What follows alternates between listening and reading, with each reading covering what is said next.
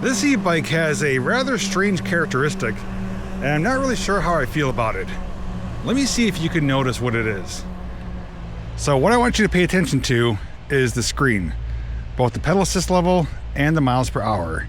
So we're gonna start in pedal assist 1. I'm gonna use the throttle just to start moving a little bit, and then I'm gonna start pedaling. Okay, throttle's off, I'm pedaling. I'm not going any faster for a reason. And, okay, now I have some assistance. So that's one thing to notice. Now the speed. We have topped out 15, 16 miles an hour in pedal assist 1. We're gonna do that one more time. Now we're in pedal assist 2, same thing. Gonna get some speed going with the throttle. Throttle's off, I'm pedaling.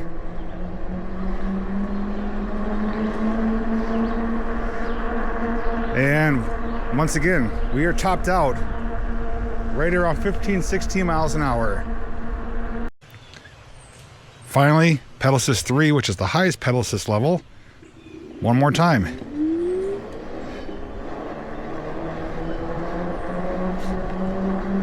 Pedaling. Topping out at 15 to 16 miles an hour. Now don't let that opening segment sway you from this video, because the e-bike we're checking out today actually has a lot going for it. But later on in the video, we'll talk a little bit more about that strange feature. The e-bike we're checking out today is the Helokeep HX26, a large step-through e-bike with a really large payload capacity. Let's talk more specs and features first. Now when it comes to e-bikes, sometimes size does matter, and in this case, it holds true for some of the specs and features. For starters though, power in this bike is a removable 48 volt, 25 amp hour battery. It's stored right here. And that powers a rear hub, 3000 watt peak motor. It does ride on large 26 by 4 inch wide fat tires, and stopping power is front and rear hydraulic disc brakes. For suspension, we have front fork suspension and rear suspension right here, so full suspension on this bike.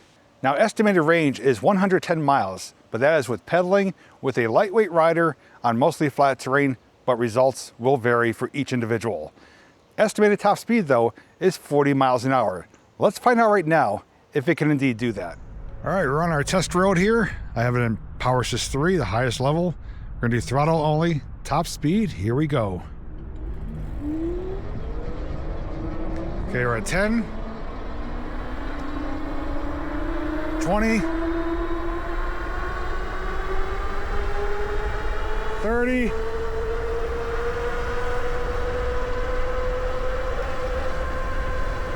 36,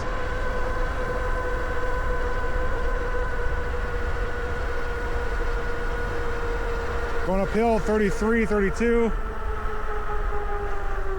We're going a little bit downhill. We did hit 36. We're gonna go back the other direction. Try one more time. Top speed, throttle only, here we go.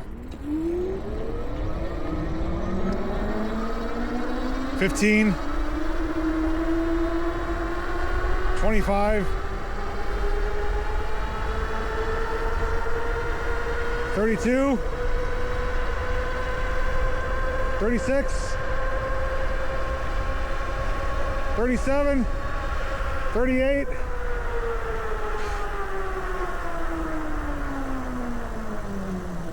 all right, so it does take time to get there, but it does get up to 38 miles an hour, at least with someone my size. If you are lighter, probably will get there faster, maybe even hit 40. But I'd say 38 is pretty close to 40. Continuing on, this does have an NFC key card for security. And this also has an app you could connect to for additional features. But the biggest selling point for me is the massive payload capacity. When I say massive, it's massive. 550 pounds. By far the heaviest payload capacity I've ever had on an e-bike review.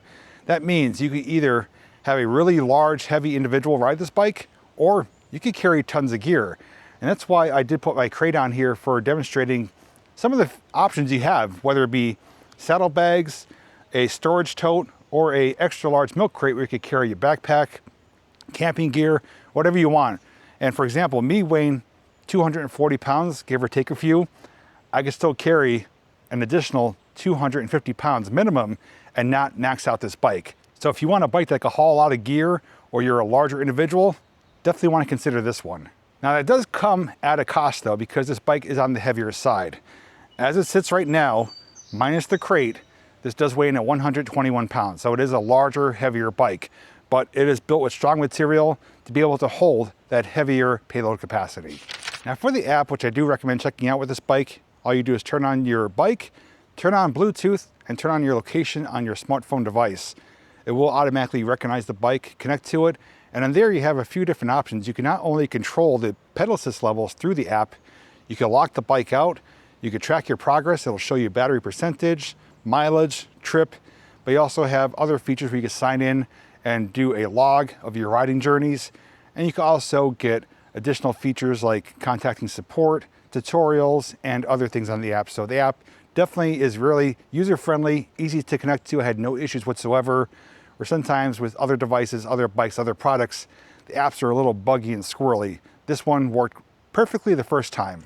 Now there are a few more things I want to show you, so come on over here. Now full disclaimer, the mirror and the phone mount are mine, but I just want to show you that you can add accessories like this if you want to make your riding experience even better.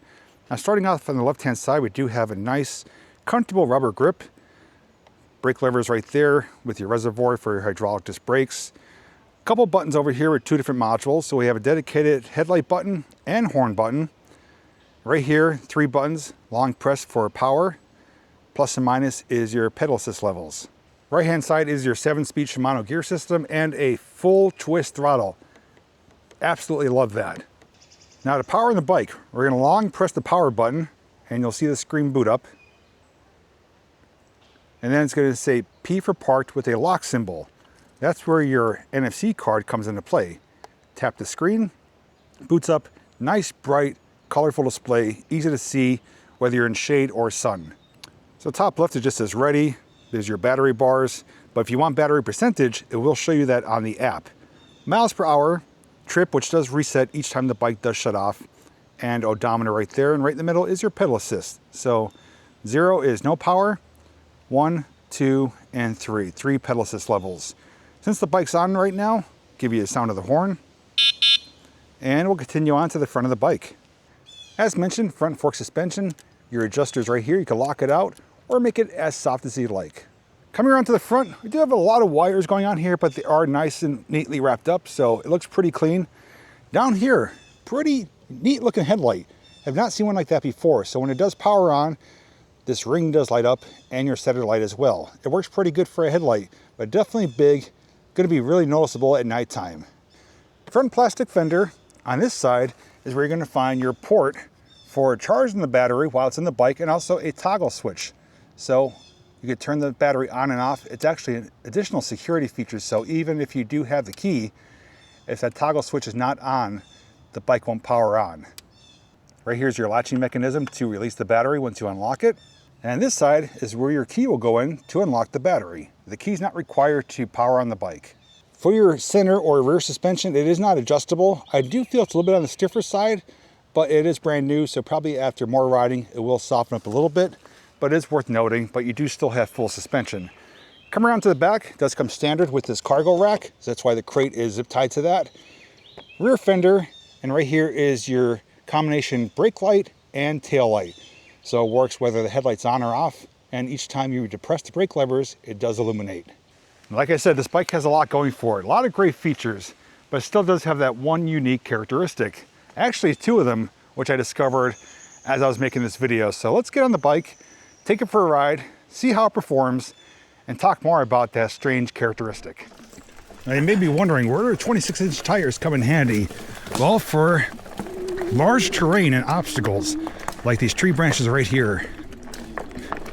Right over them, no problem.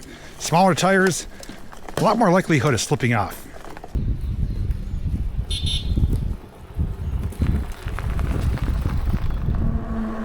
As I mentioned, the screen display is ideal. It's a large readout, it's bright, it's vibrant. Sun, shade, nighttime, you'll be able to see it in all conditions. Now, with this being a larger bike, you are sitting up a bit higher. For the posture though, It is more upright. I'm not hunched over, but you can adjust the handlebars a little bit, either forward or backwards, for your riding posture. So if you want to have a little bit more farther ahead or back, you can adjust it a little bit. As far as the height goes, the height of the bars is fixed, but you could also adjust the height of the seat to accommodate your stature.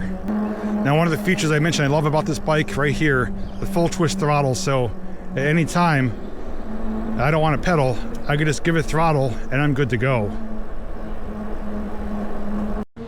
Another thing worth noting is that this has a cadence sensor. So once the pedals start moving is when the motor kicks in. So no matter how hard or light you pedal, you do just get the standard output from the motor with that cadence sensor. Now on a bumpy road like this, or even riding off-road, that's where you do feel that the rear suspension is on the stiffer side. But I think over time, it will loosen up a little bit, make for a more comfortable ride, at least in my opinion.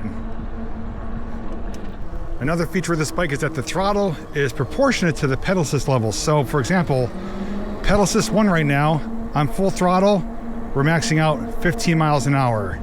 So if I go to pedal assist 2, you get second level of power, and 3, so on and so forth. So pedal assist, power assist level 3 is where you will reach your higher speeds on throttle. I do have to say though, the bike is really comfortable to ride. It's a great riding posture. I like the more upright positions. Handlebars feel good, the grips are fantastic. And the full twist throttle right there, at any given time you need to juice it, you have the ability to do so without having to look for a thumb throttle or getting your hand cramped up with the half twist throttle, which is my least favorite. It's also a great peace of mind knowing too that not only do I have the NFC card for security so that if someone does stumble upon the bike, they can't power it on and ride away. The most they can do is push it away. But also, I have mega payload capacity. I could carry anything I want and probably not even come close to maxing out the payload just because there's not enough room for everything. But I mean, if you are, say, doing DoorDash or Instacart or something for people, or something like that where you're doing like a delivery service, you can put bags on here and a crate, carry a lot of items, heavy items, and you'll be good to go.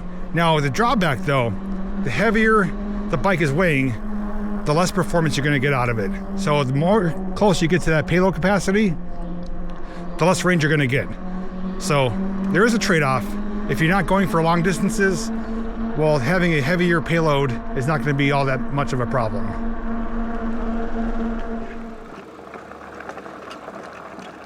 Seems like a pretty decent trail bike too. But let's talk more about those strange characteristics on this bike because they are worth noting if you are considering buying this bike. Now, if you noticed during my opening segment of the video, I did demonstrate what I noticed something different with this bike, a strange characteristic, but there's actually two. First one I discovered during testing before I made this video. The other one happened during that segment of the opening of this video, but I do have a workaround for both features. So let me explain what was happening. If you didn't pick it up already, it has to do with pedaling. The first one is when you're starting off from a zero start, pedaling when you're not moving. Typically with cadence sensor bikes, there's a delay, anywhere from like 1 to 3 seconds until the motor kicks in and starts giving you assistance, noticing that the pedals are moving. Well, with this, it's closer to a 5-second delay. It's a pretty significant delay until the motor gives you assistance when you start pedaling from a zero start. And it doesn't matter if you're in pedal assist 1, 2, or 3. It's almost like having it in zero assistance, zero level, because you're pedaling the pure weight of the bike. So that stood out to me during the opening segment. I didn't realize the delay was that big. The second more noticeable thing though, is that no matter which pedal assist level you're in, this will only pedal 15 miles an hour. Now, being a cadence sensor bike, pedaling harder is not going to do anything. The motor only allows you to go 15 miles an hour. And I thought maybe there's something wrong with the controller. Maybe I got a defect. Well, I reached out to the company. They told me it is supposed to be that way for safe riding. They don't want people riding at high excessive speeds, which I can understand. On a rail trail system like this, typically the speed limit is under 20 miles an hour. So being able to ride 15 miles an hour here is ideal. You don't have to worry about changing gears or levers or levels. It's kind of set to go for a rail trail system. But if you are riding in a city environment or off-road or there's a lot of steep hills, well, you're gonna want additional power. And I feel that could be troublesome for certain situations. But here's the workaround for both of those issues or characteristics. When you're starting off from zero start, all you have to do is give it throttle until you reach between 5 to 10 miles an hour. While you're pedaling at the same time, the motor will automatically engage. So it takes away that delay from 5 seconds down to maybe 1 to 2 seconds. So as long as you start off with throttle, get over 5 miles an hour, start pedaling, motor engages almost instantly. For the pedaling of only 15 miles an hour, you can give it throttle at the same time and pedal at a higher speed, but you are forced to kind of keep that throttle where you want it. So for example, if you put it in, let me see what this max out in 2. Okay, so 2 will go around 25, 30 miles an hour depending on the weight. You can leave it in pedal assist 2, full throttle, and pedal along with it. But again, you are having to forcibly keep the throttle on. If you do want to just ride this like a traditional bike without using the throttle, just know you're going to get 15 miles an hour. But if you do encounter a hill or an area where you need to speed up or get away from, say, a dog chasing you, or you want to get some momentum for something, you could give it throttle while you're pedaling, get your speed up to get your momentum up and be able to clear that obstacle. So it's not ideal, but at least there's a way to work around it.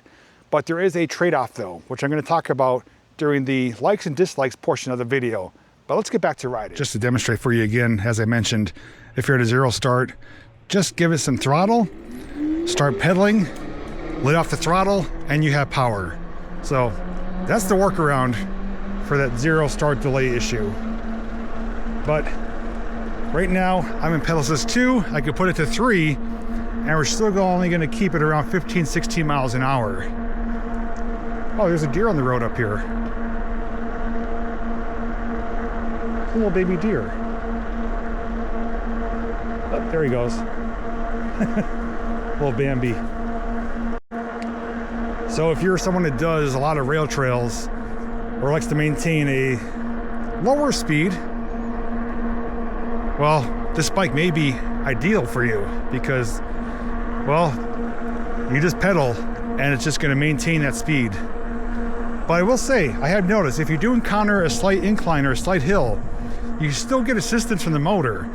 You are going to slow down, but you are going to still get assistance while you're pedaling, whether you're on flat terrain or encountering an incline. But as I mentioned, say a dog comes chasing after you, or you're going to encounter a hill and you want to get up to speed real quick, well, right there, just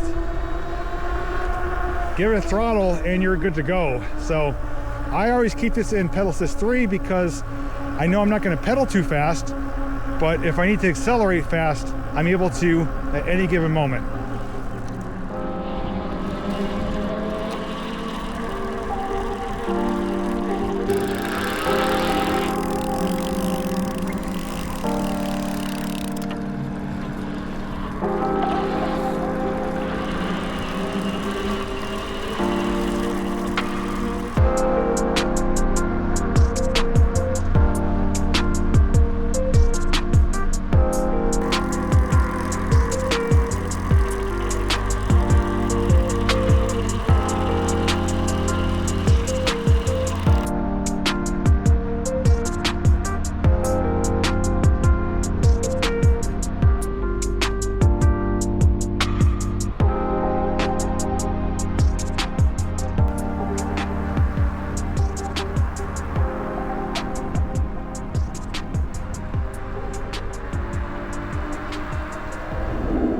Just like any other product out there is no perfect e-bike. At least I haven't come across one yet.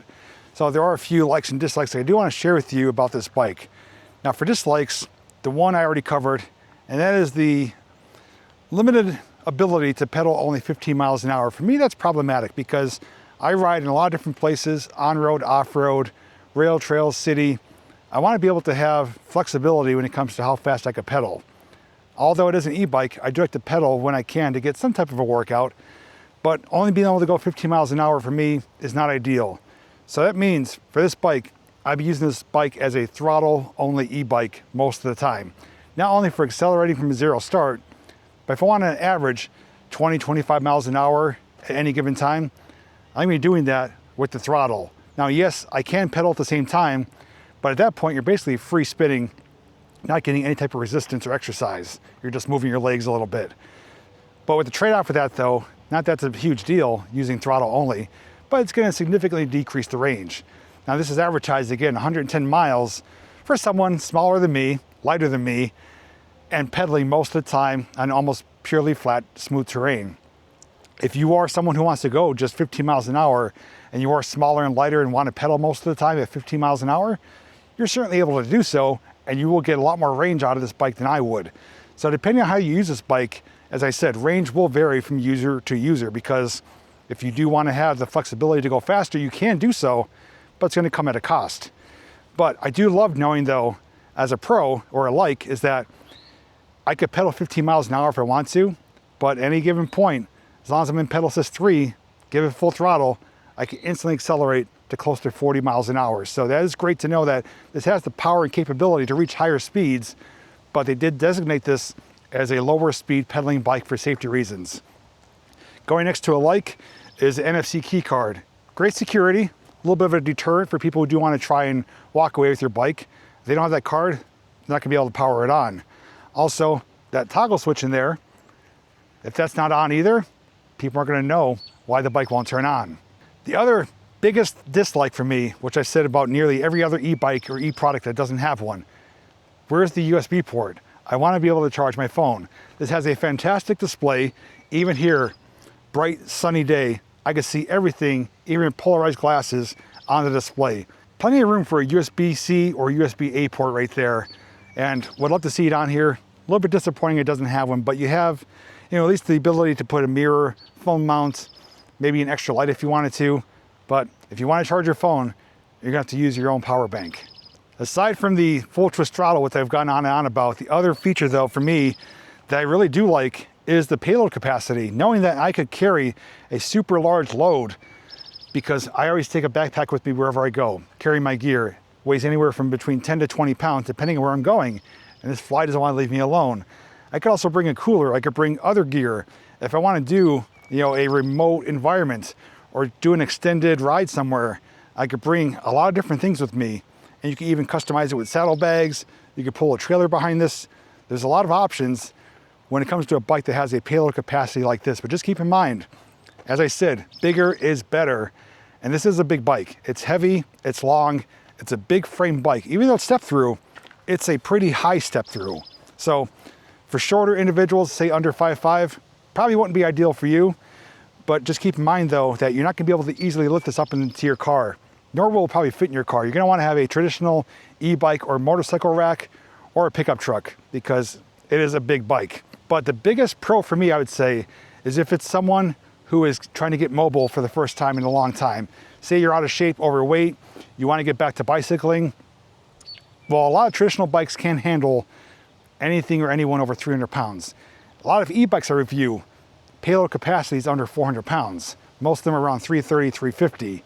The fact that this is over 500 pounds opens up a lot more possibilities for riders that do want to get back and get mobile again. So for those who do want to get out and ride, you haven't ridden in years, you had an accident, whatever it is, you want to get riding again, ride at a low speed, just do some throttle in between to give yourself a break. This is definitely a great option. So with that being said, if you want more details and latest pricing, head on down to the description. There will not only be a link to this bike, but also a playlist, which has all my other e-products I reviewed if you do want to compare it and find out if this is the right bike for you. Lastly, thanks to the people over at Helokeep for reaching out to me and allowing me to share the HX26 with all of you. Thanks so much for watching, safe riding, and as always, I'll see you in the next video.